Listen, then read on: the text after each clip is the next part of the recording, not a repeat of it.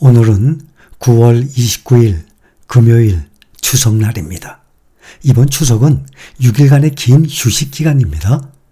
우리 모든 분들께 편안한 휴식시간이 되시기를 바라며 또 기쁨과 즐거움이 넘치시길 바랍니다. 오늘 미국 증시 봅니다. 어제에 이어서 오늘도 상승을 했습니다. 국채금리가 오후 들어서 하락세로 전환을 하고 저가 매수세가 유입이 돼서 지수들이 다시 상승세를 기록하면서 장을 마쳤습니다. 특히 필라델피아 반도체 지수 오늘 급등을 했습니다. 투자자들은 미국 국채금리 상승세와 연방정부의 이 셧다운, 이 위험성, 또 경제 지표 등을 주시하고 있습니다. 연방정부의 셧다운 가능성을 둘러싼 이 불확실성도 증시를 짓누르고 있습니다. 공화당 소속의 케빈 메카시 하원 의장은 이날 오전 CNBC에 출연을 해서 상원이 마련한 단기 예산안을 비판을 하면서도 결국 셧다운을 막기 위해 합의를 이뤄낼 것이라고 자신을 했습니다. 그러나 시장 한편에서는 공화당 출신인 케빈 메카시 하원 의장은 정부 폐쇄에 이르지 않도록 협상을 하겠다고 밝혔지만 립 서비스에 불과할 수 있다는 지적도 나오고 있습니다. 의회 교착으로 셧다운 가능성이 커지니까 미국 정부 기관들은 현재 연방 공무원들을 대상으로 셧다운 시 근무 지침 등을 안내하기 시작한 것으로 전해졌습니다. 역대 미 의회는 두 차례 셧다운 사태를 겪었었습니다. 가장 최근 셧다운은 트럼프 전 행정부 당시 2018년 말에 국경 장벽 예산을 둘러싼 의회 대치로 최장 5주간 발생했었습니다. 최근에 연일 상승을 하던 국제 유가와 국채 금리 상승세가 주춤해지니까 미국 증시가 일제히 랠리했습니다. 최근 미국의 국채 수익률은 연준이 고금리를 장기간 유지할 것이라고 시사함에 따라서 일제히 상승했었습니다. 전날 미국 국채의 벤치마크 10년물 수익률은 4.6%를 돌파하면서 2007년 이후 16년 만에 최고치까지 치솟았습니다.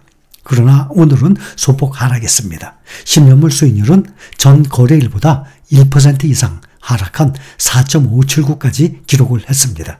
10년물 수익률은 장중에 4.688까지 치솟았습니다.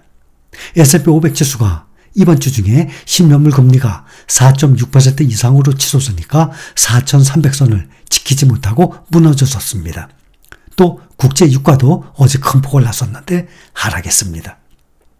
유가는 3거래일 만에 하락했습니다.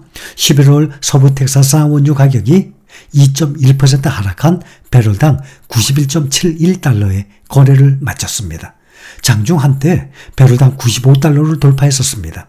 국제 유가는 최근 급등에 따른 차익 실현 매물이 나오고 미국의 고금리가 원유 수요를 억제할 것이라는 전망으로 일제히 하락했습니다. 시장에서는 연준이 11월에 금리를 동결할 가능성이 80% 넘습니다. 81%로 어제보다도 동결 가능성이 더 높아졌습니다. 어제는 다우 지수만 하락을 했었는데 오늘은 모두 상승, 다우 0.35% 상승했습니다. S&P 500은 0.59% 상승, 4299, 다시 4300 직전까지 올라갔습니다. 나스닥은 0.83% 상승해서 13,201. 필라델피아 반도체 지수가 가장 많이 올랐습니다. 1.77% 상승, 3,421입니다. 오늘은 빅테크주 7종목 중에서 아마존만 어제와 같은 지수 수치였고 나머지는 모두 올랐습니다. 테슬라가 어제는 1.48%로 빅7 중 가장 많이 하락을 했는데 오늘은 2.44%로 가장 많이 올랐습니다.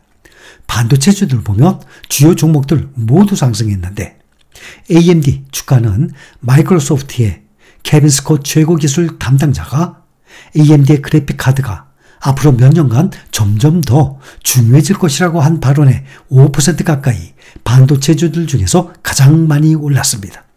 반면에 미국 최대의 메모리 반도체 제조업체 마이크론이 시장 기대를 밑도는 실적 전망치를 내놓으면서 주가가 급락했습니다. 마이크론 주가는 4.41%나 많이 떨어졌습니다. 전날에 장 마감 후 발표한 6, 7, 8월 매출이 44억 달러, 시장 전망치 42억 달러를 웃돌았지만 앞으로 90, 11월 향후 실적 전망이 시장 기대에 못 미치면서 투자자들의 실망을 불어일으켰습니다. 마이크론은 실적 발표에서 90, 11월 매출 총이익률이 마이너스 6% 언저리가 될 것이라고 예상을 했습니다. 전망대로 실현이 된다면 마이크론은 4개 분기 연속 마이너스 매출 총이익률을 이어가게 되는 것입니다. 미국 국채보입니다. 오후 들어서 하락세로 전환한 가운데 낙폭이 커졌습니다. 오늘 발표된 주간 신규 실업보험 청구자 수는 전주보다 증가했고 예상보다는 약간 적었습니다. 노동부에 따르면 23일로 끝난 한 주간 신규 실업보험 청구자 수가 전주보다 2,000명 증가한 20만 4천 명으로 집계됐습니다. 이것은 월스트리트 저널이 집계한 전문가 예상치 21만 4천 명보다 적은 수준입니다.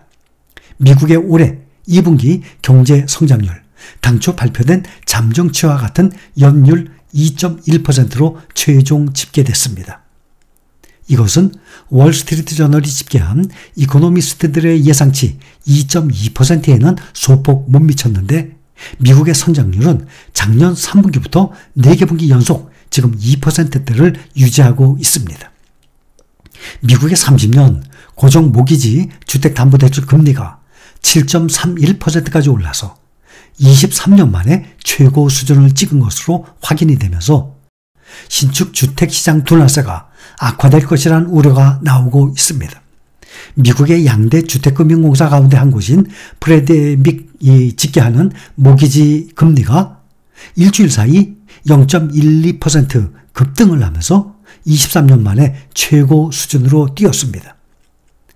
주택 구입 비용 증가에 따른 수요 위축이 강화될 수밖에 없게 됐어요. 야후 파이낸스에 따르면 프레드맥은 30년 고정 모기지 금리가 일주일 전 7.19%에서 이번에 7.31%로 뛰었다고 발표했습니다. 이것은 2000년, 23년 전이죠. 2000년 12월 중순 7.42% 이후 현재 최고 수준입니다. 모기지 금리를 좌우하는 시중금리 기준물 10년 만기 국채 수익률이 뛴 것이 모기지 금리 급등으로 이어졌습니다. 10년물 수익률 어제 2007년 이후 16년 만에 최고 수준까지 치솟은 바가 있습니다. 10년 만기 국채 수익률이 4.612%를 기록을 했었습니다. 이것은 2007년 11월 이후 최고치예요. 인플레이션과 긴축 정책에 대한 우려, 경제 성장 둔화 등 복합적 요인들이 맞물리면서 국채 수익률이 상승하고 있다가 오늘 1% 이상 다시 오랜만에 하락했습니다.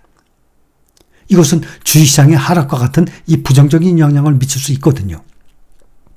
모기지 금리가 뛰게 되면 주택 구입자들의 구매력이 위축돼서 주택 수요가 줄어들게 됩니다. 모기지 금리 상승은 주택 구매자들에게 상당한 충격을 주게 됩니다. 월가의 공포지수로 불리는 VIX 변동성 지수는 오늘 4.77% 크게 하락한 17.35로 떨어졌습니다.